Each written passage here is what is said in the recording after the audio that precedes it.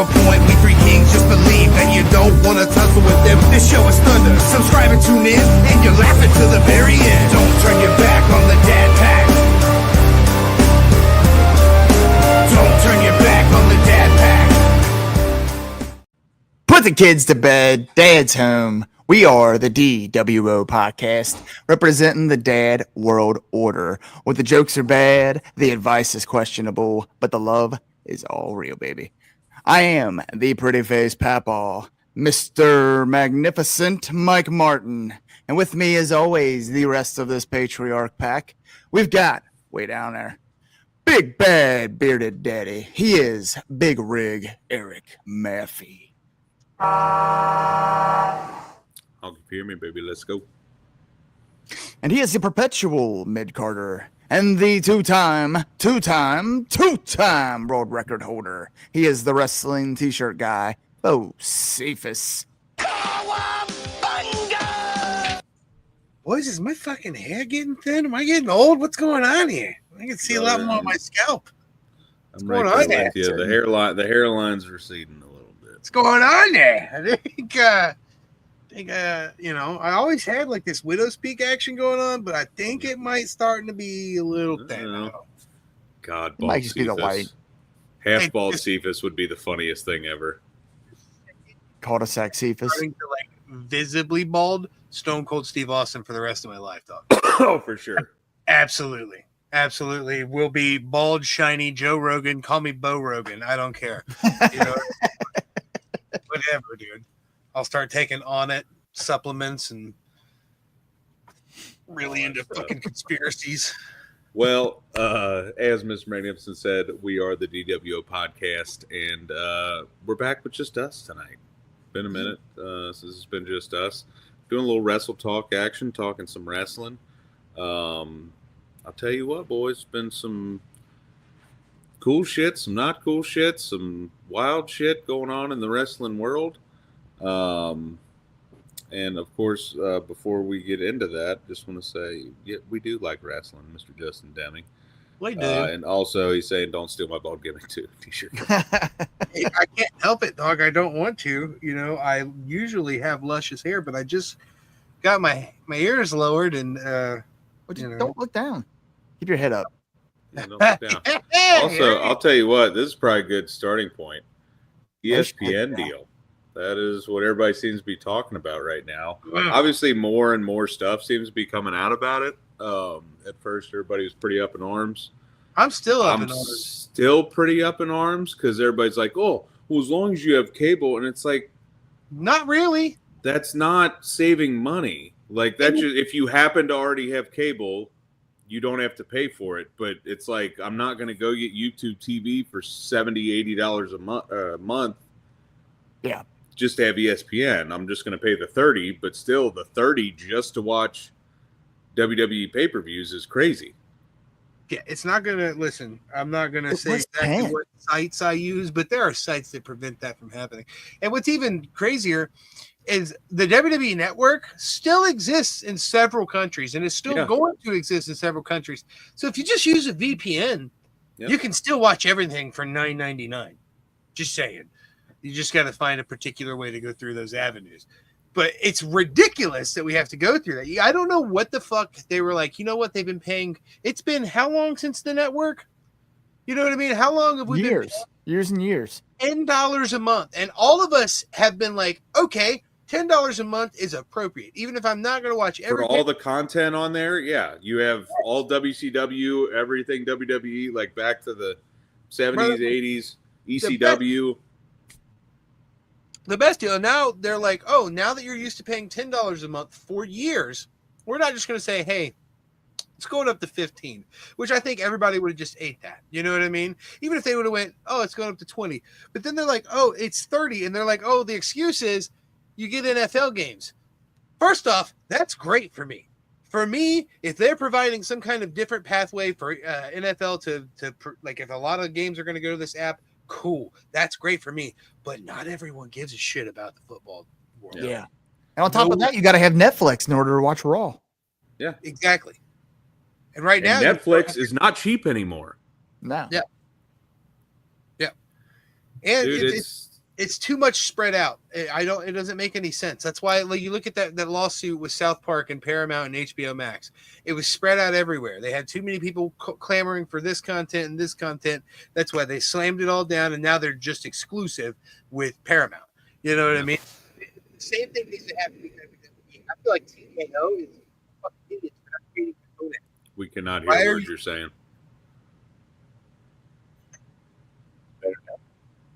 No. What the fuck? There you go. We're good? Yeah, That was weird. it was. Anyways, yeah, then now they just need to have their own app. Why don't we have an app where we can watch all the UFC events, all the fucking boxing events, all the WWE events, all the TKO shit in one spot? It just seems logical. It kind of felt like that's what they were building to. You know what I mean? Yeah. And I'm instead, sure they're TKO would charge out the ass too, but anyway. So Yeah. cut you off. No, But yeah. $30 a month for all UFC, all boxing, all WWE, that's almost understandable. Like, okay, even if you're not watching all those, at least they grouped them together in what makes sense. I don't know. I'm still up in arms at it. I don't like it, man. I mean, I get why you know what? It's not even WWE. I get why TKO did it because they want it to be more mainstream. They want it to be, when you think of sports, WWE is right in there on ESPN with all the other sports. That's what that's what they want to do.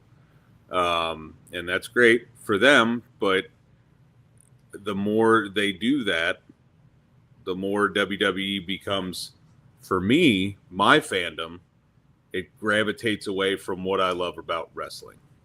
Yeah. Because it's more the advertisements and everything like that. I've said my piece about that.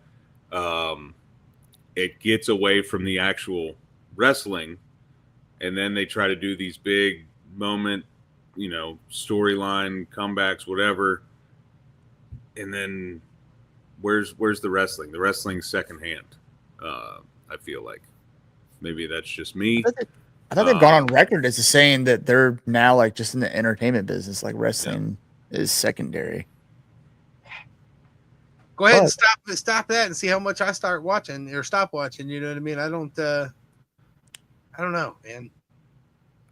That and I don't know, man. I mean, here's where I'm going to separate. Like, I love a lot of the talent at WWE, and I think they're all very awesome. But I very much dislike WWE as a company, specifically because they just brought Brock Lesnar back and said that WWE legal cleared him whilst he is still a named person in a sexual misconduct lawsuit. Like, and everybody's like, oh, he hasn't been charged. I don't give a shit. Until that is over and done with, and it's like, no, he was fine. You can't clear him. That's the risky part. People brought up Enzo and how he was screwed over because of his situation because he was acquitted. Okay, yeah, maybe they pulled the trigger too quick on Enzo. They shouldn't have got rid of him. But I understand they're removing him from television. I understand you got a professional image you're supposed to keep up, and you don't want to associate with anybody that's actually doing fucked up shit. And I would imagine that the law offices have probably looked deep into the stuff and think it's logical. He's not going to be, brought into this very heavily. But like you said, you really don't know. It's the image of it, dude. That too. Why would you the bring ratings him back? mean more than the morals? Why would you bring him back thinking like, oh, everybody's going to be fine with this? Like, do you not know your audience at all? There could also be contracts that we are unprivy to. There could be, this is like the same thing that happened with Goldberg. That match was 3 years removed from his last WWE match because they had disagreements with that final wording of that thing, and they had already signed that one more match. How do we not know that Brock doesn't have a guaranteed already this many signs? So TKO is trying to cover their ass so Brock doesn't rake them over the coals for money. You know what I mean? So there might be more to that story, but honestly, in that way, I would have fucking came out and said that. Like, we're still contractually obligated to fucking, we already had a contract existing or something, you know what I mean? To cover your ass in some way, just in Triple case. H said that it was like at request of John Cena. I don't know. I don't know if that's a work or if that's John shot it down. Is what I saw. I saw he shot it down at some guy randomly. Adrian on the street, I think was it who I saw it on. Was a random street reporter in L.A. and approached John Cena, and he shot it down and said, "No, what?" He's like, "I'm down to work with him." He's like, "That wasn't really my idea. I just take who they give me." The same thing he's been saying forever. all along, right? Yeah. So I did think that was odd. That kind of went against what he had been saying too. Also, didn't do a press conference after SummerSlam, did they? On purpose, it seems. Yeah, I know. Don't want to answer any questions, do you? I know a couple people that got press passes there, and then there was no press for them. Thank you. Hell yeah. You know what? This is a good point. Sad truth is that the average fan, which is what WWE is clamoring for, they were clamoring for the casual fan, is completely unaware of the allegations. Honestly, in a weird way, this will raise awareness. Yeah. You know what? You're not wrong. Yeah. So, as much as it sucks, that's and also, you know what? You're not wrong there. WWE has always walked a thin line of morals, though. Yes. Good point. Yes, they have. I mean, how true were those stories of Vince sleeping with Sable? You know what I mean? Right. You listen to some of the things Mark Mero talked about with their breakdown of his, marriage with Sable, and how he's accusing them of being together, and he's supposedly married to this senator lady. You know what I mean? It's just there's a lot there, yeah. and it was woven into him for a long time. So I'm glad Vince is gone. But I mean, even with all that, I guarantee you right now, if Vince came out tomorrow and was like, "Hey, fucking new WWE, whatever he calls it, is starting on this date on this channel," you know how many motherfuckers are going to tune in? Sensationalism sells, and it's part of America too. It's rough. Yep. It's rough. It's like a resurgence of, Shane Gillis has been quoted as saying comedy's funny again, that they can joke about everything. Things are weirdly like starting to lean towards like the 90s almost again, in a way that it's like, yeah, gore and filth and smut are, kind of focused on. It's weird. I don't know. It's definitely I definitely get what you're saying about the 90s feel. It feels like it's bouncing back the other way, but you just hope it doesn't. I felt like for a while it was, I mean, look at WWE product, you had the days where everything was so offensive. It's like you can never get away with that kind of stuff today. And then you had the PG era where it was, Care Bears and rainbows, and it was just, you want to be somewhere in the middle and hope we land somewhere in a good place. Yeah. I think it benefits to have an extreme team. You know what I mean? That's why I like with Revolver and GCW bringing that visceral part of wrestling. But I don't know, man. It's weird to see WWE do some of the things they're doing. Yeah. And that's we've been kind of talking a lot of shit about WWE. That's not to say that everything there is bad. I mean, I didn't get to watch all of SummerSlam, but I'll tell you what, that TLC match was unbelievable. Unbelievable. Yeah. There's a lot of good stuff that came out of it, and it gets overshadowed because it's like they do. Like, honestly, night one in general was kind of boring. And then, like, night two was like, okay, like, good stuff. And then they end it with that. And it's like, what? You had it in the bag. I don't know. It's just, I'm not a big fan. I could care less about Cody winning his title back, if I'm being honest. It definitely felt a little pushed. It felt like they were trying to rewrite Cena's end. Yeah, for him to just kind of randomly on a Friday before the show to be like, oh, you know what? Actually, I'm a good guy again. Yeah, it felt like such bullshit. Like you were waiting the entire match for like, okay, where's the ruse? It's coming. I was fully expecting American Nightmare to be fucking on fire and be like, you know what? Fuck you, fans. And they were starting to boo him because he was using the weapons. Yeah, you know what I mean. So I was like, ooh, it was a street fight. It was all legal. Are we brewing to this change? And then it was just kind of like, nope, he won. But it was okay. Let me ask you guys this: do you think Cody is so egotistical and in his own head that he will never turn. He's going to be the next Cena, where he's just like, nope, this is who I am. No, I disagree 100%. Because I I've don't think listened to a lot of his interviews and a lot of his podcasts, even before it was like sponsored by WWE. A lot of his interviews that he did and stuff, and he's talked about it a lot. When he literally said, "When I turn heel, it's going to be different. It's not going to be, just he's doing bad stuff now." He said it's going to be a complete visceral 180 towards the fans. I want him to be Homelander. I want him to think he's a good guy. So bad. But he's a shithead. I would love to see him go on a Roman-esque tear. You know what I mean? Yeah. And do the same thing that Punk did in his 434-day reign, where he started as a heel champion, became a face, and then ended as a heel champion. Yeah. I loved that arc. I thought that was brilliant with CM Punk. I thought it was.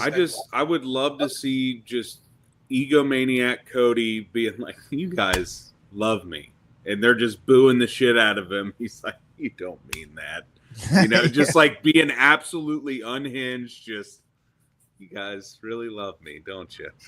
If he can hold the waterworks back, right? Adopt a new name like the fans' pride and joy. Yeah.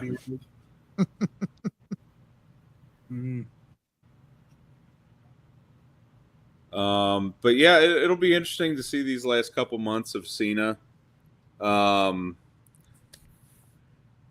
feel like the best part about Cena's heel turn was the heel turn, and then everything after that kind of sucked. Because the story became so convoluted because they had The Rock and Travis Scott involved, and then just Travis Scott involved, and it just, and I thought he addressed it well in his good guy promo. Like, this didn't work out. People said they were going to be there for this, and they weren't there, and I didn't know what the hell I was doing. So I mean, I feel like he made chicken salad out of chicken shit there, Yeah, but for sure. The whole time, like I said, I was waiting for the other shoe to fall off and waiting for him to. But that being said, this easily was one of my favorite John Cena matches, for sure, ever. I feel like it was he did some shit. Yeah, I said we said on the last show the Cena Destroyer, but I mean he really like laid it all on the line, man. Mm-hmm. And I was like, God, is he gonna go away for a while? Because like he's really like doing shit that you definitely don't expect John Cena to be doing. Yeah, it wasn't the 5 moves of doom. You know what I mean? It was okay. He's a wrestler. He's not just. Dude, how many near falls was there? That had to have been close to a record. Yeah, quite a few. Man, I'm sure you guys saw the video I posted of my son with the CM Punk. Oh my God, dude. He went on a fucking. My son has adopted a love for CM Punk. He doesn't know the story of everything, so he's just all he knows is CM Punk's return. And I've showed him a few matches here and there. Like I showed him win the first Money in the Bank, so he has a little bit of experience with Punk. But when Punk won that, it was almost like when Jay won for him. It was so happy, and then that music hit, dude, and it was just like and it was so cool for me to watch, man. I was trying hard not to not laugh at him, but just kind of enjoy it because he was so upset. And I just was like, oh man, he's gonna remember this cash in for sure. This is gonna be the one where he's like, oh, when Seth did that, I was so hated that guy. He fucking hates Seth now. Yeah. He immediately. This is the best part about it. Is he went upstairs. Loved when you told us that. He went upstairs and he put him in a handicap match and turned everyone's finishers on. You can have the finishers on unlimited. And then he had his health lowered and everything. He had all the sliders set and he just beat the dog shit out of Seth Rollins for just would use finisher after finisher. It was funny, man. Man, I'll tell you what though. As much as CM Punk is one of the greatest of all time, it's getting really hard for me to watch that guy wrestle. Bro, that was a terrible match. It's just, he can't do and obviously he's old as shit, you know what I mean? But I can't take him seriously in big matches like this when I'm like, he can't do half this shit anymore. Yeah. Bro, when the bad guy is the champion, you generally get about a 60-40 when it talks about who's attacking who. The bad guy generally gets more action. Okay, I get that. This was more like a 78-22. Yeah. Like there was very, very small amounts of CM Punk action. Yep. And he literally got his ass beat the whole time and then beat him with some bullshit. You know what I mean? It was just like, I don't know. I enjoyed the moment. The moment was great, but the action was not what I was looking for. Yeah. It made Gunther look weak. I mean, I kind of even thought that back in AEW, though. Like, I remember, like, when he came back, I was like, oh, this is great. And then he had, like, his first couple matches, and I'm like, he's gone for 7 years. You know, ring rust, whatever. And then we got to, like, leading up to, like, Double or Nothing when he was going to face Hangman for the title. And I was like, this ain't ring rust anymore. He's just old. Yeah. And then he won the title off Hangman, and I was like, the nostalgia is over. And that, you know, this isn't me attacking him personally or anything like that. It's just my view as a fan, you know. Just not my cup of tea anymore. I like having him in wrestling, and I like having him because he's good on the mic and he's good at, you know, with telling stories and stuff like that. But, you know, going for the title and being in the title picture is just, you know, it's like, come on, you know, let's get some new blood in there and let's, you know, push these other guys. And I actually said that, you know, when he won the title, for those brief few moments, both top WWE champions were CM Punk and John Cena. It's crazy, right? It's crazy. Wild. I think CM Punk would be better served as a straight edge society leader. Make him wrestle once every 3-4 months. But let him have a crew with him. Let him have a story that doesn't, like, let him pick apart Montez Ford because he drinks. You know what I mean? Montez Ford's got all these things that are great about him, but he drinks alcohol. You know what I mean? That's where CM Punk's best served. You know what I mean? Anyone he could pick apart like that. Anyone. Damian Priest versus CM Punk because he's picking at Damian Priest's insecurities. That's where I want Punk. I don't want Punk in the title picture necessarily. If it ends up happening what's the word? Naturally, sure, but it feels pushed. You know what I mean? I don't know. Yeah. Oh yeah, you ain't wrong. CM Punk get a similar match in AW with Wardlow. Yes. And like Jesse agrees here, he's not the title shit is hurting. Keeping him in that title picture is hurting the title picture. Mm-hmm. Yep. I get, dude, they have so many young bloods, dude. Like, where's Carmelo Hayes? Why is he not getting put? You know what I mean? Let's bring Ethan Page up to the main roster. Like, let's fucking get some, like you said, get some young blood in this mix. I think, unfortunately, though, I mean, even if, you know, with everything they're showing in the WWE Unreal, it was, you know, a lot of the shit is, they say the fans are driven, but what they're really saying is it's, you know, the t-shirt sales, the merch sales, the, you know, the views that are driving promoters and stuff like that. I mean, that's what it's really coming down to. And it seems like, well, who's selling t-shirts? They're getting in the title picture. Speaking of which, I ordered that Jelly Roll wrestling shirt. Just nice. so I can be like, oh, yeah, I like Jelly Roll, man. Kudos to that dude. He worked his ass off. You know what I mean? And I think some of the stigma of having outsiders come in, you know, has I don't know, subsided, but you know, with Bad Bunny, you know, making a good showing, the stuff Logan Paul's been able to accomplish, I think, you know, people are keeping more of an open mind, shall we say. And I don't think he disappointed at all. I think he you know, proved that he put the work in.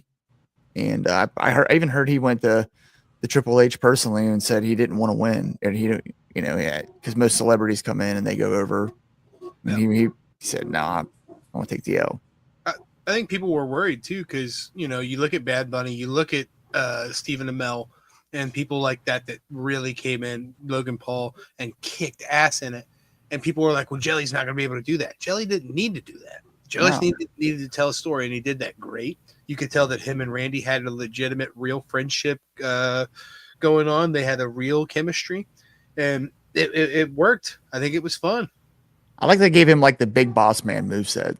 The only caveat to that whole match was that you can tell that they told him when somebody hits you with a splash to put your arms across your belly and kind of cross, because he literally would just like, he was laying there and then he was like, oh yeah.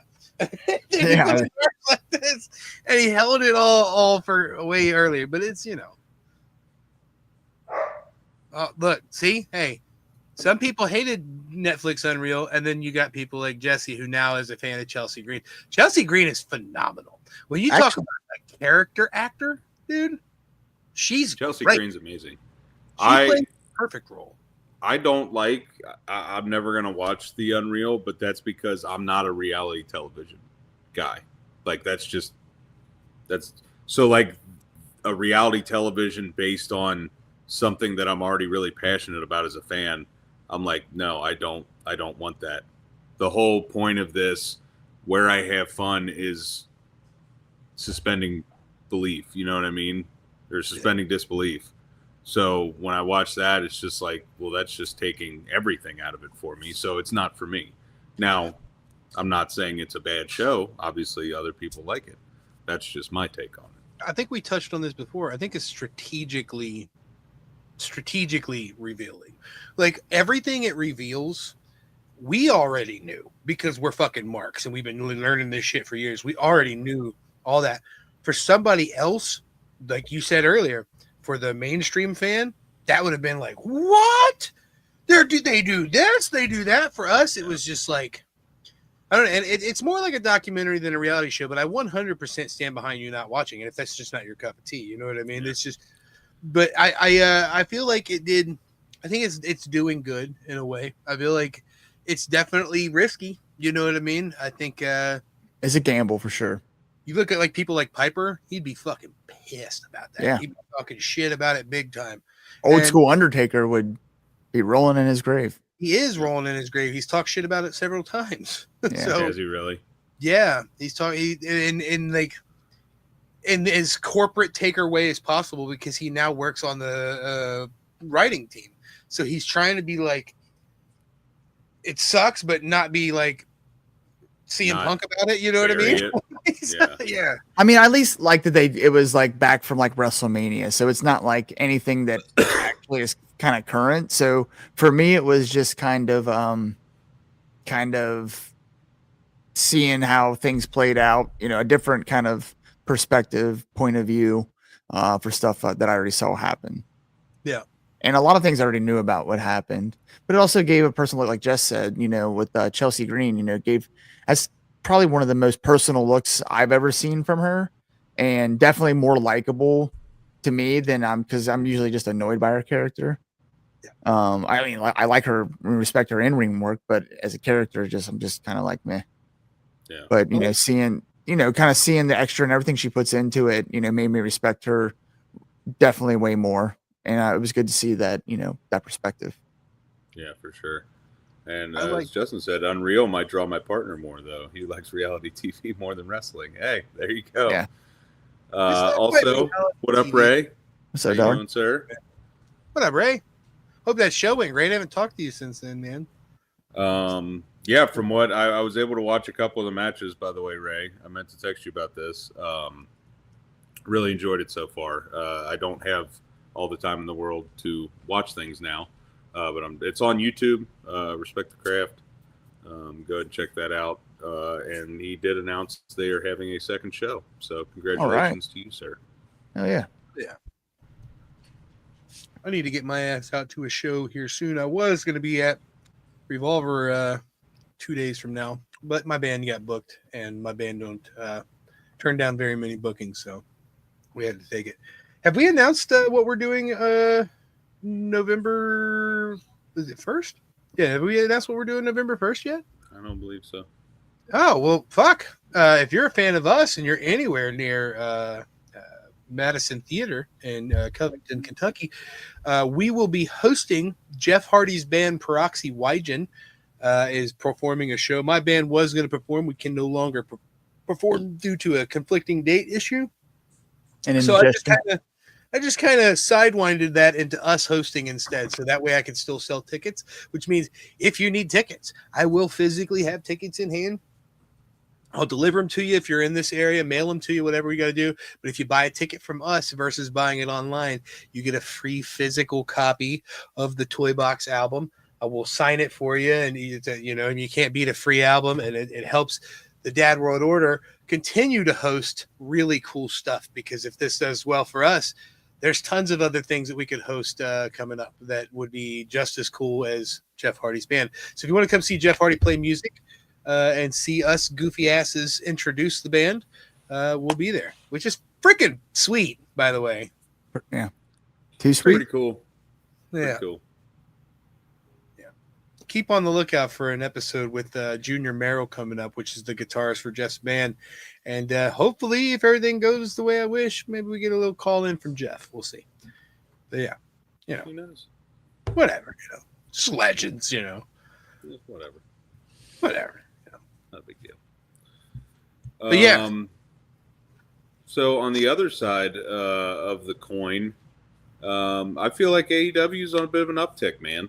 I'm not everything is clicking, but I feel here's what I love that they're doing. They knew that their attendance was down, so they were like, let's book, if we're only going to sell 3,000 tickets in this city, let's find the coolest fucking 3,000 seat theater and run there, because like it's the aesthetic of it is like the ballrooms and stuff that they were in, the theaters they ran in like Chicago. That was so cool seeing that, you know what I mean? Yeah. It's just, I loved it. I think, and I admittedly have, kind of fallen away from AEW, in spite of you guys' best efforts to draw me back in. And again, I keep up with, what's going on with it without watching, but I think that's it for me, man. It's that feeling, it's the same thing we talk about with Revolver, that how they could sell a bigger place, you know what I mean? But the energy would just be different. And I think that's a lot of it. And I think if they did that, just, make it more of a hard to get ticket. I know they want to sell as many tickets as possible, but, in order to kind of drive that thirst, I think you got to reel it back in, like you said, and just, make people, make it a more harder to attainable thing and build the hype. They gotta build the trust again, to sell those tickets. They gotta be like, we're consistently putting on good shows, so that, 4 or 5 months down the line, they're like, oh, we gotta, book an extra show, or we gotta book a bigger venue, or whatever, because it's sold out so quickly. And they proved they can sell tickets. They sold out, or close to sold out, freaking the Texas Ranger Stadium for All In. You know what I mean? It's not like they're not selling tickets. But I just like what they're doing with running those smaller like theaters and stuff like that. Like when they come to Cincinnati, they're running instead of Heritage Bank, they're running the Andrew J. Brady Music Center, which is such a cool venue for wrestling. They ran it last time they were here. I wish I was able to go, but of course, school starts that week. But my daughter's bar, or the bar my daughter works at's right there. And when they come to town, she says all the wrestlers come into her bar. Oh, that's even cooler. I was like, I'm gonna give you a bunch of stickers. Brian, I'm sure you guys saw where we got messaged the other day, and somebody saw our sticker on a gas tank in Indiana. Yeah, or a gas pump. I was like, "Yep, that's why I do that." Slap them on there. Like peeing on a tree. They're literally from here to Los Angeles. That's pretty cool, But yeah, they've been doing like a tag team tournament, which has been pretty cool. Obviously, Buddy Matthews is out with an injury. He just got ankle surgery today. So they put Brody King with Bandito, and they are Brodito, which is hilarious. But the stuff they're doing with the Young Bucks, we were talking about it before the episode even started, is so great. Like coming out to no entrance music, or like even on their socials, they're like, they're like so-and-so in action or whatever. They did like a Microsoft Word, like clip art, like Young Bucks wrestling Wednesday or what? It's so funny, dude. They called him Max and Jeremy Buck, which were their names. Max and Jeremy. Like, wait, what? It's very funny. Man. Also, Stokely Hathaway being a manager for FTR makes me so effing happy. Like, I love Stokely Hathaway with a passion. Yes. That dude is amazing. So having him, and not that like Dax and Cash can't talk, because obviously they can, but it's just such a good pairing with heel FTR. Having Stokely with them is awesome. I like that the patriarchy broke up finally. Of course, Christian came out in Christian Cage fashion, and like you'd think he'd turn, good guy right away, but of course he's just like, no, I'm an asshole. But yeah, that was great. But I don't know. It's just been so good. I feel like they're putting a little more emphasis on the women's division too. I think finally now that they have Tony, they're like, oh, people are liking the women's wrestling, and they're putting more stories together there, which is cool. Yeah, she is, like we said earlier in our pre-chat chat. She is like, for lack of a better term, she has stone cold levels of excitement. Yeah. If they put the right story behind her, she could make them a more household name with just her performances alone. She's fan-fucking-tastic. She's amazing. Anytime a Tony Storm clip comes up, like, I immediately go show it to Danny, because she's just like, yes, I want to see that. Absolutely. And it's really funny, too, because, like, Izzy's really into her, too. She loves him. She's like, Tony's awesome. And it's funny because I go back to, like, old pictures I have and stuff, and I'm like, yeah, Emmy met her. Emmy, that, whatever. And it's just like we're watching AEW, and I'm just pulling up pictures like, there's Emmy and Swerve. There's Emmy and Tony Storm. There's Emmy and FTR. There's me and Will Ospreay. And it's just, we've had some really fucking cool experiences, man. Yeah. But it's funny seeing that picture of her and Tony Storm, because Emmy's so tiny compared to how big she is now. Yep. And that was also like, huh? So she probably wouldn't remember that unless she had that. So she did not remember meeting her. She was like, I did? I was like, yeah, you wore your Thunder Rosa shirt, and she was pissed about it. That's like Lincoln. We took him to the Rumble where Brock won and Ronda won. And now that he's into wrestling, he's talking about, man, I really want to go to a big event, Dad. We need to go something bigger than Raw or SmackDown. And I was like, buddy, you've been to a Royal Rumble. He's like, what? I was like, how old was he then? 5. Yeah. So, yeah, maybe 4. So he was young. But we showed him pictures, and he was just like, I don't remember that at all. Like, yeah, you were there, buddy. You were there. You had a fun time. You liked it. You just didn't know. Yeah. I will say, man, AEW is great and all, but I will say that's something, sentence I never thought I would ever say right now. MVP can go fuck himself. I keep reading online that MVP dislikes Speedball Mike Bailey in real life and has problems working with him and this and that. And I don't know if that's just bullshit. Yes. I don't know if that's bullshit I'm reading or if it's legit, but as somebody who is a fucking mark for Speedball Mike Bailey and has met him several times enough to know pretty generally what type of fucking person he really is, you're a fucking piece of shit, MVP. Speedball's dope.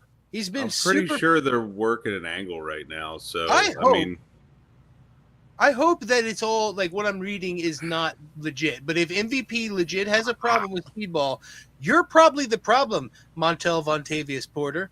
I don't see Speedball's a fucking gem of a human. Oh, okay? Leave him the fuck They're alone. Working you so hard. They might be. I keep reading it. And I'm like, he doesn't like him? How do you not like Speedball? That guy's fucking dope. Like, I don't know.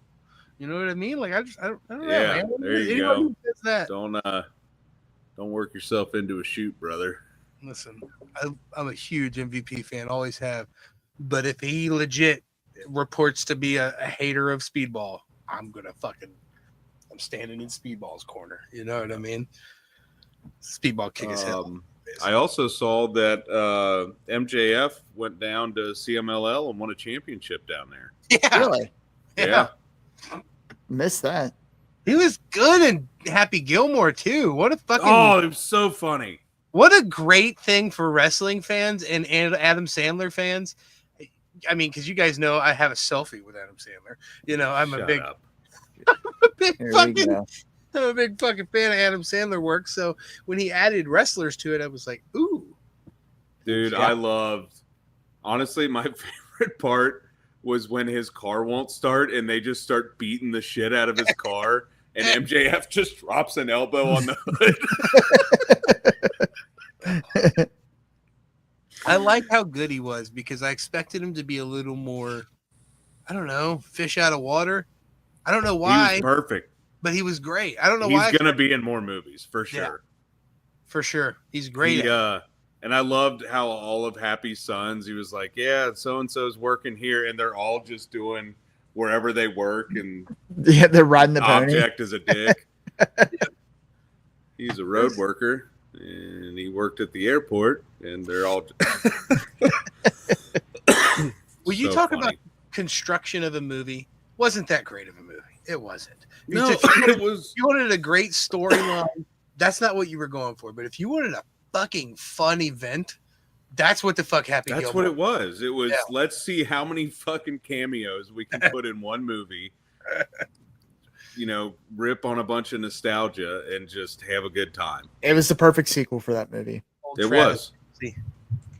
It wasn't trying to one up the original because that was impossible. Yeah, it was just kind of paying homage, and I, you know, with Carl Weathers dying, he said they had to go back and actually rewrite a lot because the story was a lot different. So, well, and I loved like just the small little things, like the bad guy in the movie had like horrible breath to the point where to open a door he had to breathe on it and it said fart detected. Like, that's so stupid.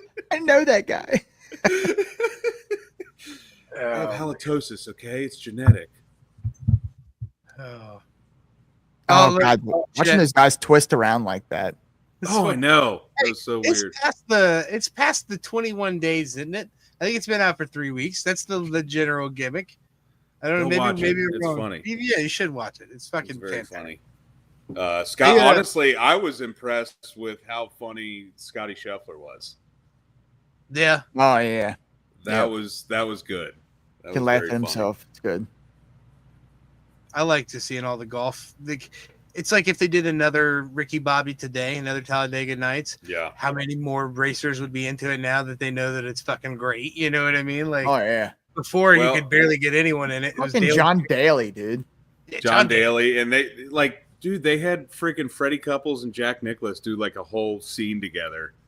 Yeah, and just making fun of each other. Fred Couples is just eating a bunch of dessert. And Will Zalatoris, who kind of looks like his caddy from the first movie, and they made that into a bit because that's always been like a meme, like, oh, Happy Gilmore's caddy is on the pro tour, and it's not the same guy at all. He just not at all. It's fucking great.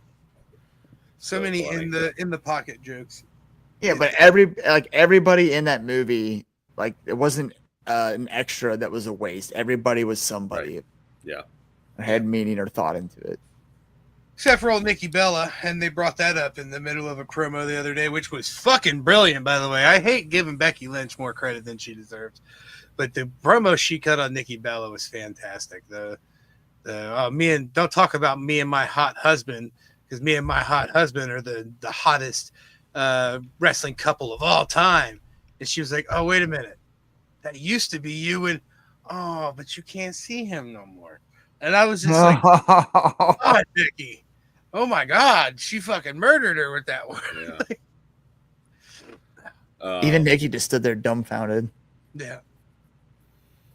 But yeah, man, it was just so good. Like just the random cameo, like Eminem, Kid Cudi, like it was crazy. Yeah. There's definitely a lot to that movie. It was definitely a fun revisit. Speaking of a fun revisit, I can't believe that we went this long and not talked about it. Our boy Jonathan Joss, rest in peace, good friend.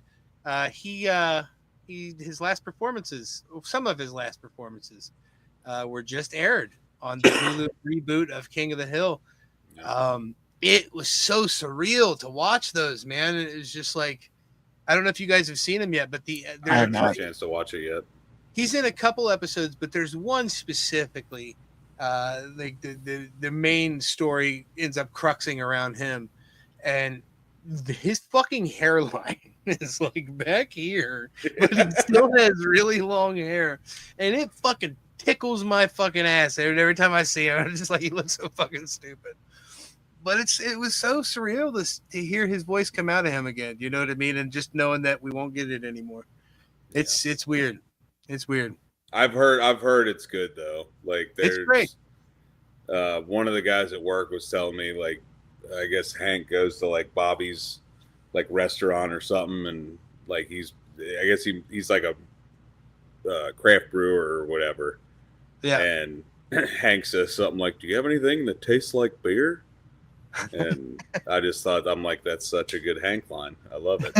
Like, is it like Hank trying to figure out how to live in 2025, essentially?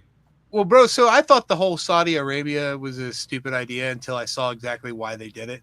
When those Saudi people moved to those Aramco bases in Saudi Arabia, they're like a little oasis town in the middle of nowhere with green grass, and it's all surrounded by desert, but there's like a little pocket of like Pleasantville style homes. You know what I mean? So that's why they were able to pass and have him reflect on everything as if it were new, because if he lived in Texas, he would slowly see, Uber become a thing and things like that. So instead, he's lived on this base for 10 years and he has basically been in like La La Land. So when he comes back, everything is just so different to him.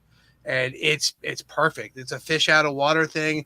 Every character that we don't see as many of the characters that I want to, but there's only 10 episodes. So you can only go so long with 200 or so minutes worth of a show. You know what I mean? So I want 147 more episodes. I like it a lot. I think one of the episodes, and that's the episode that you mentioned, the beer brewing episode, I think that might be in my top 10 ever King of the Hill episodes ever. So if it's already at least given me one of my top 10 favorites, I think it's off to a good start. There are some episodes that are better than the others, but I don't know. It's really great. Really kind of sad to see Jonathan Joss, but life is what it is, so I'm just glad that we got to share in that. I keep forgetting about it, man. That needs to be my lunchtime show, Yeah, dude, watch an episode while I'm having my PB&J. It's so fucking good, and it's more adult now. Like, not going to reveal too much because it's literally the first scene in the very first episode. But it starts with Hank trying to pee through his narrow urethra, so it's a slight bit more adult. It's literally the Green Mile scene with Tom Hanks, but with Hank Hill. He's just like, oh god damn it! Like, and there's a few fucks, which blew my mind. There's a few fucks in there, yeah. Even one comes from Peggy. Dang. One comes from Peggy Hill. Yeah, a fuck right out of Peggy Hill, which is cool. I was just like, oh, all right, that's where we are. Oh, Peggy. But yeah, man, give me 150 more episodes of it. I think it's fantastic. I hope. But Hulu just got officially bought by Disney, which scares me because it was already like partnered. But if they bought it, they might interfere with the contracts of shows that already exist. And we've already had these struggles before. Like, I don't stop it. Like, just show me shows. Here's the thing that scares me about that is it's just like, it's not like they're going to combine them into one big streaming service. They're just going to keep charging for two separate streaming services and own both of them. Mm-hmm. It's crazy, I don't know. Bundle. Yeah. Buy the bundle. Seeing a lot of that now. The Hulu, Disney, ESPN bundle. Yeah. Anyway. Yeah. Wrestling's cool, man. We love it. If you want to We meet do. us, we'll be August 16th. We'll be at the Battle on the Border show. That's going to be a fun show. Middletown. It's in Middletown, Ohio. Middletown Mania. It's at a fire department.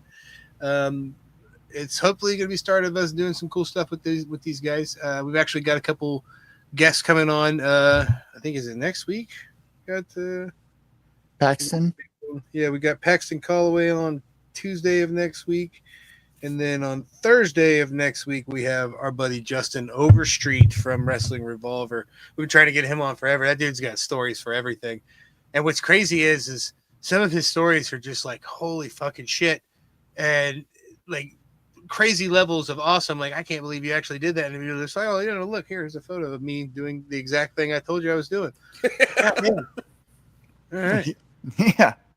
Sounds too good to be true. Like, no way. And you're like, bro, that's already like a plan. Justin, you trying to join us, man? You know what I mean? I would get us a whole big ass fucking Airbnb party. Although that'd be somewhat family friendly.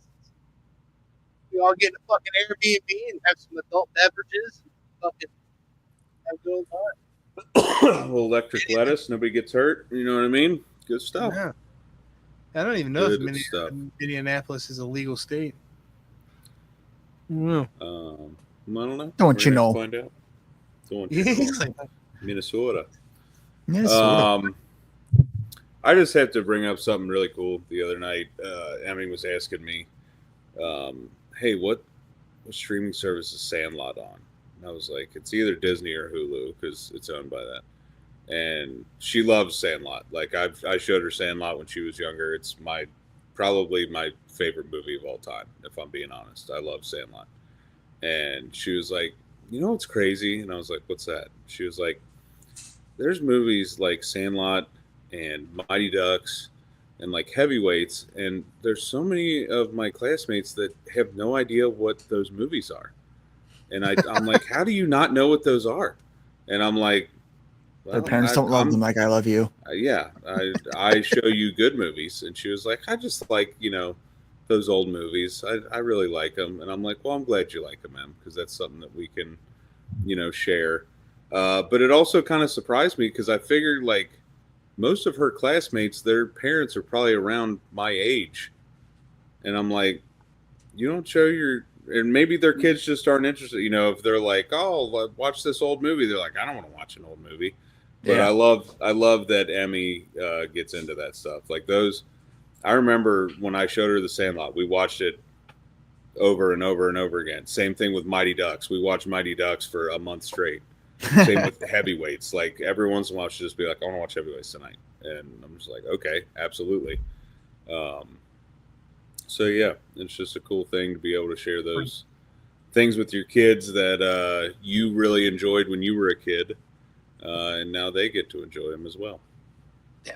Same thing goes with that Rugrats thing. You know what I mean? That's when you come to these guests that we get, sometimes it comes from me watching something with my children and then looking up every actor or actress in that particular production and shooting them a message on whatever contact info I can find on Google. And that's how we ended up with the voice of Angelica Pickles, which my kids are just like, "Wait, what?" Like, yeah, you're gonna get Angelica because they've watched the reboot of Rugrats. You know what I mean? They've watched the old stuff too.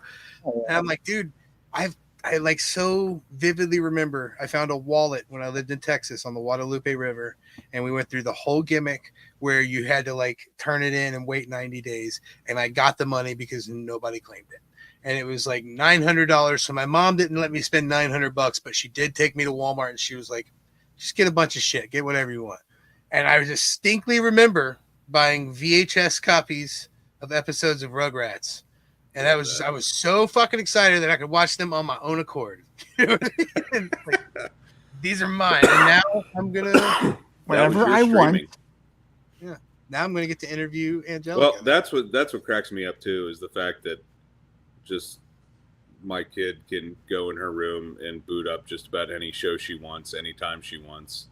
And it's like, we just had whatever VHSs were available. Yeah, I watched so many oddball movies because that's just what my parents had. Yeah. I was talking about this the other day.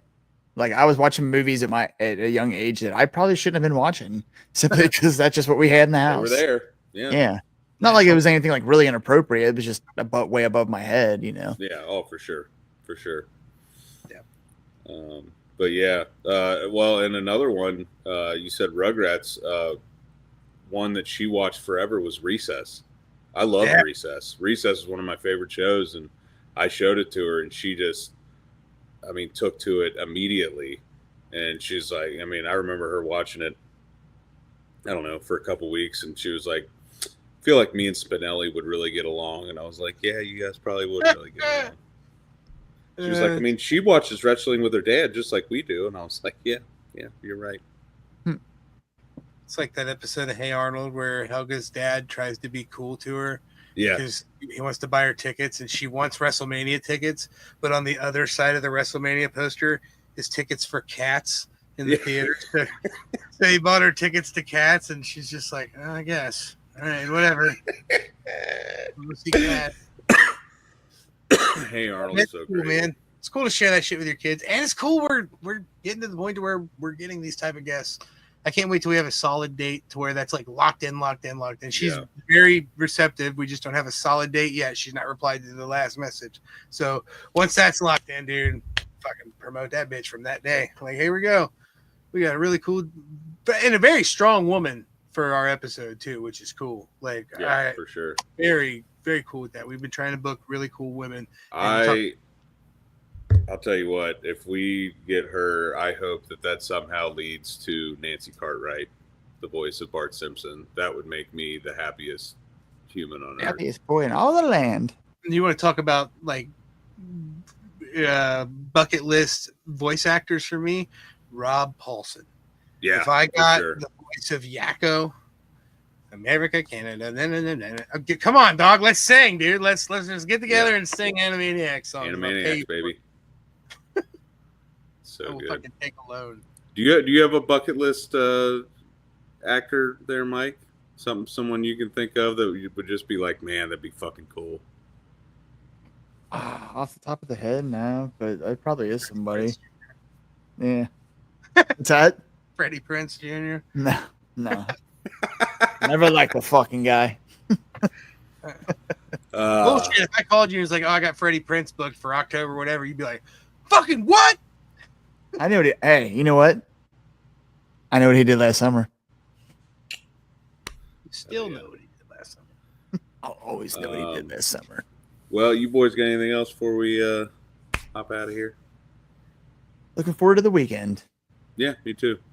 Yeah, I'm still sick, boys. I took the 3 days off work. I don't know if my boss is gonna let me come back till Monday or not. So like, I've not been I'm feeling good, and I had a slight fever for a couple days, but I still have to perform Saturday.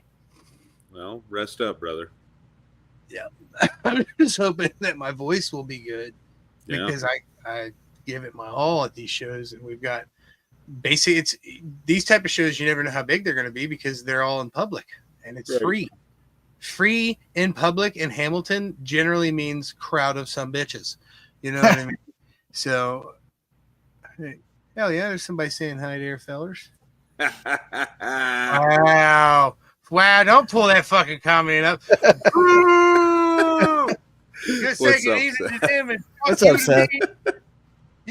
That's an N7 for life, dog. Hell yeah. I can hear him chuckling from here. Seth Ballard. Your name's one letter off from being a duck. Yeah, you're Seth Mallard now. Duck man. Love it. All right. Well, as always, Zing. the dWo podcast. I am Big Rig Eric Maffey. He is Mr. Magnificent Mike Martin. He is the wrestling t-shirt guy, Bo Cephas. You can check us out on all the socials at dWo_podcast, Facebook at the dWo podcast, TikTok at dWo_pod. Get that dad merch at Pro Wrestling Tees, TeePublic, or message us directly. And make sure whatever you're listening or watching on, you do all the things to subscribe and like and all that jazz. That would be really cool for us. All the stuff and things. Do all that and share. Tell your friends about us and everything like that. We're on the come up, man. We're a good time. Until next time. Top dads. Out.